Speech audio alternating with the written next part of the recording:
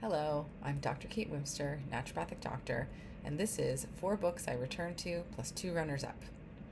So, over about the last 20 years, I've read a lot of books about health and habits, and in the past over 13 years in practice as a naturopathic doctor, I recommend books to my patients on a regular basis. And I tend to recommend the same few books over and over, so I'm going to share them with you today. The first book on this list is Better Than Before by Gretchen Rubin. Gretchen Rubin is one of my favorite authors. She has a bunch of different books as well as a wonderful podcast called Happier with Gretchen Rubin. This book, Better Than Before, is all about habit change and improving your life through improving your habits, many of which can relate to health. This book is full of strategies and tactics, both large and small, for habit change in really any area of your life. For example, the strategies of monitoring, the strategy of inconvenience, pairing, and also ways to recognize habit loopholes that we get into. It also focuses on knowing yourself better. So for example, are you a moderator or an abstainer? Are you a lark, as in being a morning person, or a night owl? As well, in this book, she originates the 4 tendencies framework, which is one of my favorite tools to understand patients and how we might go about helping them to do the things they want to do. The 4 tendencies framework details how do you respond to both inner and outer expectations. And by knowing this, you can create an environment that works with you and the way that you are, your nature, rather than work against you to help you succeed. More about this later with another book. If you're interested in hearing more or learning more about my favorite parts of this book and a little bit more about the book itself, you can read my article, Master Your Habits, Achieve Your Dreams. So, book number 2 is Live Right for Your Type by Dr. Peter J. D'Adamo, ND.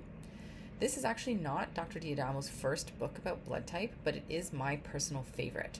And the reason is I find it very enjoyable and easy to read, and I found the information in this book is the most useful in my life.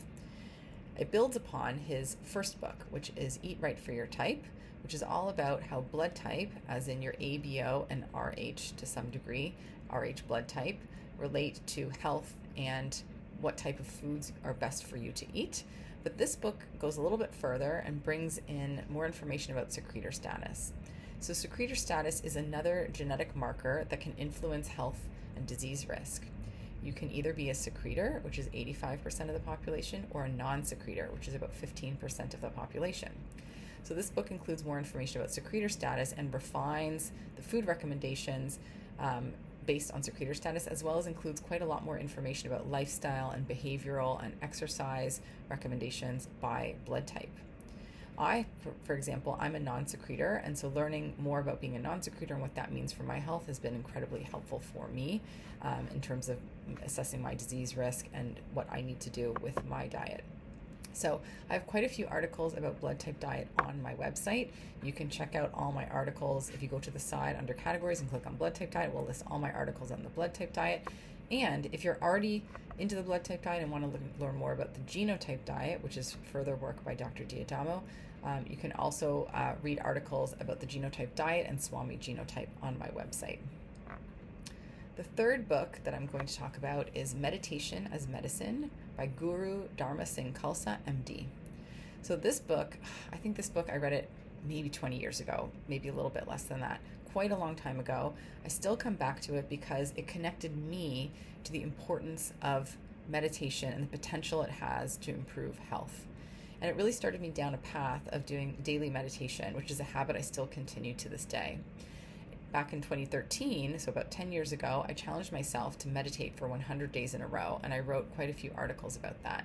You can read more about my meditation challenge and all my articles on meditation on my blog, on my website. This book is a great introduction to meditation, its benefits, as well as specifically the different elements of meditation, the chakra system, plus it includes a wide variety of meditations for various specific health concerns. So if you're interested in meditation or harnessing that as a health tool in your life, this is a definite book that you should check out. The fourth book on my 4 books I always return to list is another book by Gretchen Rubin. So she has the honor of being twice on this list, 2 out of 4 books on this list. And this is actually a follow-up to her book, Better Than Before. So the book, in this case, is called The 4 Tendencies. This is a book all about the four tendencies, and I'll go into a little bit more about what they are. So this is a way to better understand how we and others respond to both internal and external expectations. So for example, an internal expectation is often a plan that you make for yourself, such as to exercise a certain number of times per week, or to eat in a particular way, or to go to bed at a particular time, right? Whereas an external expectation might be a request from someone else. So it can be a deadline at work, a request from your child, or some other obligation you need to meet outside of yourself. So the idea of this framework is to understand how we respond to both internal and external expectations and how this drives our behavior, as well as what kind of tactics and strategies for behavior change will be more effective for us. So I've written an article all about the four tendencies on my website, as well as an article about each tendency. So the number one most common tendency is one called obliger. Obligers are the most common type. They are sensitive, more sensitive to external expectations, and tend to struggle sometimes with adhering to their own internal expectations of themselves. The second most common tendency is questioner. So questioner is the opposite. They respond well to internal expectations, but not as well to external expectations. The next one I talk about in my series was upholder. These are people who readily respond to both internal and external expectations. And the last one is the type called rebel. And rebel types tend to have challenges with any sort of expectation that's placed on them. And that's a very interesting type. It's the least common, but probably the most fascinating. So if you want to learn more, I have an article about each of those tendencies also on my website. And that brings us to the list of runners-up.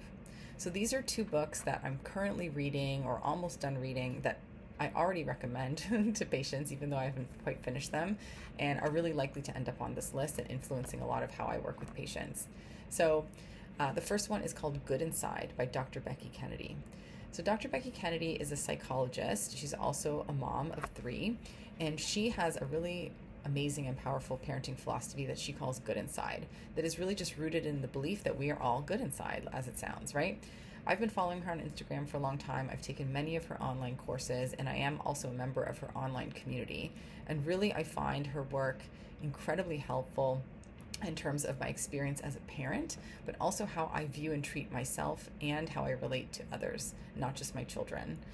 It has also informed really how I counsel patients, or how I help patients sometimes work through difficult challenges with their health or behavior. So even if you're not a parent, there is enormous value here, although most of her work is really targeted at parenting strategies. This book is really easy to read. It's a handbook, as she says, for raising emotionally healthy children. It covers her philosophy. It includes immediately applicable strategies to deal with issues like tantrums, sibling relationships, separation anxiety, sleep, anxiety in children, and so much more. And I really also highly recommend checking out her TED Talk that she did on repair. And repair is something that she considers, and I agree, probably the most important parenting strategy, and one of the most important strategies when dealing with anyone else in life. So check that out. And finally, the second book on my runners-up list that's really likely to make my list of my favorite books, or the books I return to, is called Outlive. And this is by Peter Attia, MD. So really, this book is interesting because I know a lot of us can feel confused about what habits actually make a difference to long-term health. So my career as a naturopathic doctor is working with patients to improve their health, but even I can find it overwhelming and confusing, all the studies and articles and claims and recommendations. And I can tell you that on a daily basis, I have patients in my office talking to me, asking me, like, there's this superfood I'm supposed to eat, or what about this type of exercise is supposed to be the key to everything, or what about fasting, and all these types of questions. So there's constant questions about what's really best for your health. And so I've always been very interested in what are called keystone habits. So keystone habits are those behaviors that really provide the most bang for your buck in terms of behavior, and actually affect the outcomes that we care about, which is the length of your life and the quality of your life. And that's what this book is all about as well. So we will all die of something. This we know for sure. What we don't really know is before we die, we're likely to get ill with something or other, and or become disabled in some way. What we don't know is how this will happen, when this will happen, how long we might be sick for, and how much or to what degree illness or disability will affect us at the end of our life. This book is a thorough review about everything we know about lifespan and health span. So health span is defined, sort of simplified, as the period of life when we are free of disease and disability. So this also includes in this book strategy and tactics to live longer and better. So it's a really great read if you're looking to distill that information down and understand what really matters. So that's my 4 books I returned to, plus 2 runners up. If you have any favorite books of yours, you can go check out the article on my website and drop your suggestions in the comments. Thanks. Talk to you soon. This is Dr. Kate Whimster, naturopathic doctor.